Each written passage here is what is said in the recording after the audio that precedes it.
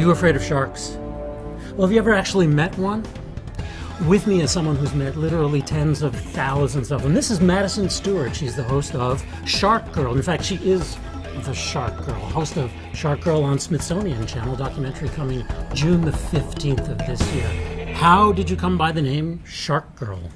It was my nickname at school when I was a kid because everyone knew that I loved sharks. And when I got a little older in my hometown in Australia, someone used it as a joke and called me Shark Girl, and then the next day it was in the newspaper as Shark Girl, and it just took off from there, and that's how people know me now. Now, you loved sharks because you had intimate contact with them, or was this a theoretical thing in your childhood? I've just always been drawn to sharks. I can't really explain it. I never remember a time where I wasn't fascinated with them, and then I grew up with them. Yeah, I had more contact with them than any other animal. Yeah. Do you remember your first shark encounter, or was that so far back in your childhood that it's always been part of your life? No, I'll always remember it. My first shark encounter on scuba is probably the most prominent memory I have. Before I'd seen them snorkeling and stuff, but on scuba was pretty amazing. It was my 12th birthday in Byron Bay in Australia at Julian Rocks, and I was diving with grey nurse sharks. And you can read as many books as you want about them, but seeing them in real life for the first time, nothing can prepare you for that. Their size and their features, it was just pretty amazing to be next to this animal. And yeah. Mm-hmm. Now, nurse sharks are pretty passive, right? They like to spend a lot of time on the bottom, not the free-swimming predators that we normally think of when we think of sharks. Yeah, exactly. They're like the Labradors of the sea. What other myths do you think most people have about sharks? So many. I think people think that if there's a shark in the water in the day and it sees a human, it's going to turn around and attack a human straight away. That's not it at all. Like most of the sharks I see underwater, if they come across divers, they'll freak out and run away. So it's actually a matter of us drawing sharks closer.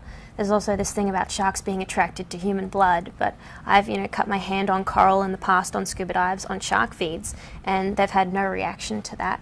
So really, we've based our knowledge of sharks on things like Jaws, and there's so many myths about their behavior and their personality, which just aren't true. Sharks aren't harmless, and never say that, but when you know enough about each particular species, then you can kind of figure out what you're doing in the water, and they each have separate tells. Like great whites and tiger sharks are different in the way they behave and the way they let you know they want you out of their territory and things like that. Is it related at all to size? Will a predator attack something that's about its size?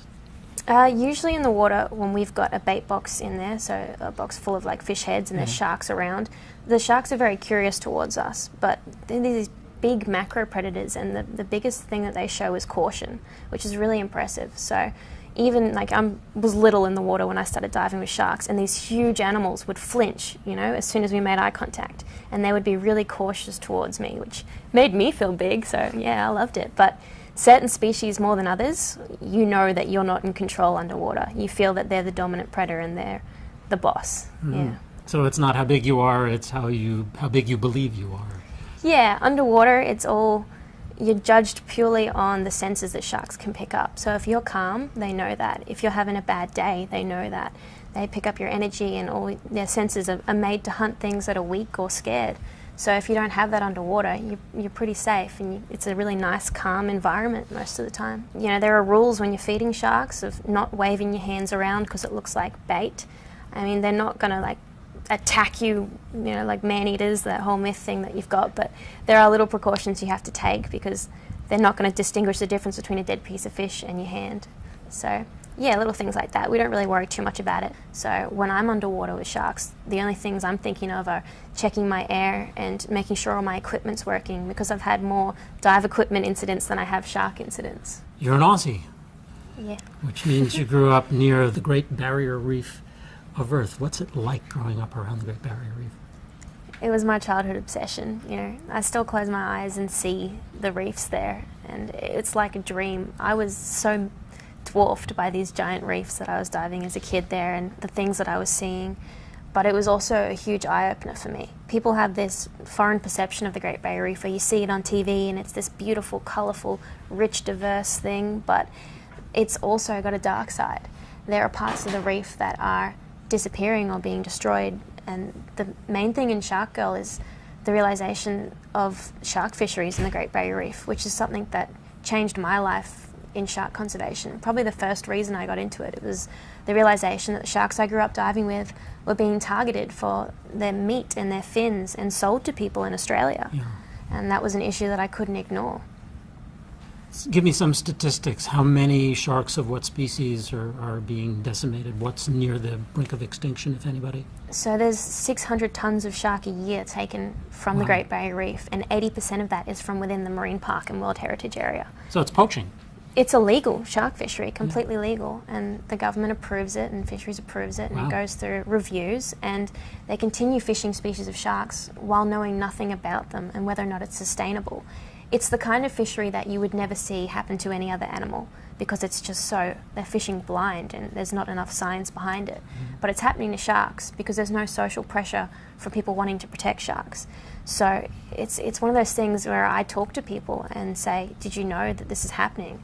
They go, no way, they have no idea. They're watching this beautiful Great Barrier Reef documentary on the television, and then the next day they go to the supermarket and they can buy shark from the Great Barrier Reef.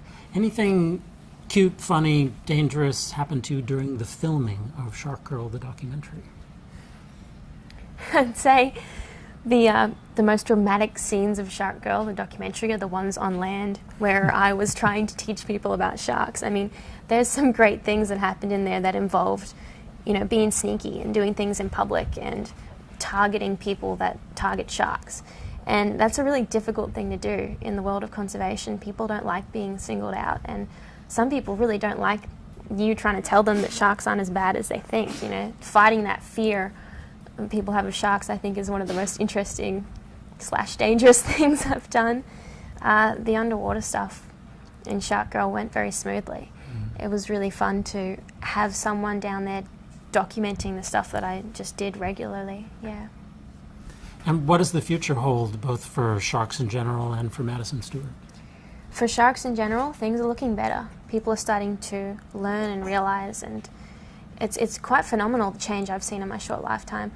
All I'm fighting for is a future that I know will have sharks in it, and that's something I'm not sure whether or not that's going to happen now. So whatever comes next for me will depend on what's happening to sharks and what I can do to help. I'm going to continue making my films, and getting footage out there like what you'll see in Shark Girl is really important to me, and it's just spiraled since I started, and now to be working with, you know, large groups and getting the message out, it's incredible. This is what I aim to do, and hopefully it changes some people's minds about sharks. You know, if I can change one person every single day for the rest of my life, then my job's done. You seem to have found your calling very early in life, and you know what you're going to do for the rest of yours. Yeah, I definitely didn't choose this lifestyle. I'd like to just be on an island somewhere diving with sharks, but that's not the way it goes, unfortunately. Yeah. Not when you're Shark Girl. Yeah. I'm stuck with that title now, aren't I? Mm-hmm. Yeah. The name of the show is Shark Girl. This is Shark Girl, Madison Stewart. Check it out on Smithsonian Channel. June 15th, 2014 is the premiere.